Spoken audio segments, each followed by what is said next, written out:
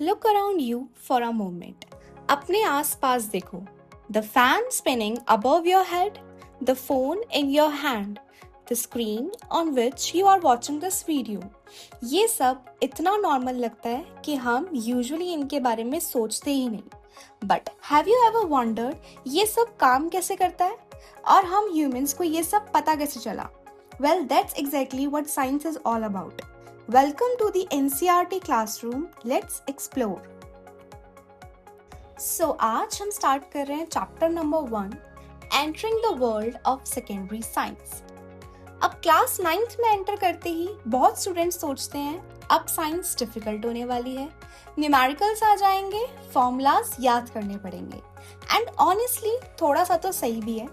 But this chapter is not about formulas, it's not even about memorizing facts.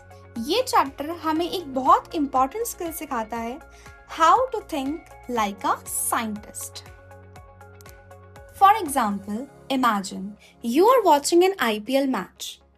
Batsman ने ball को hit किया, ball हवा में ऊपर गई, स्टेडियम में सब चिल्लाने लगे, six six six. But wait, हमें कैसे पता चलेगा कि बॉल 6 जाएगी या नहीं? क्या बॉल का कलर इंपॉर्टेंट है? नो. क्या बैट का ब्रांड इंपॉर्टेंट है? Not really. जो चीजें एक्चुअली मैटर करती हैं वो है बॉल की स्पीड और उसकी डायरेक्शन.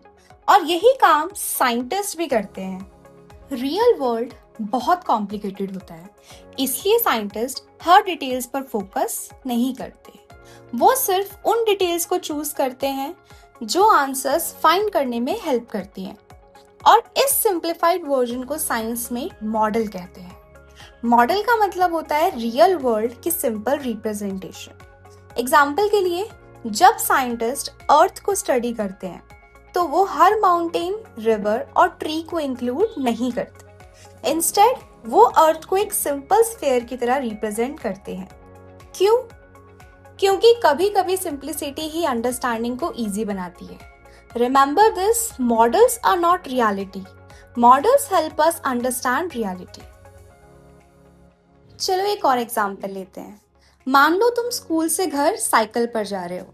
अगर मुझे कैलकुलेट करना हो कि तुम घर कितनी देर में पहुंचोगे, तो क्या मुझे तुम्हारी साइकिल का कलर जानना जरूरी है? नहीं.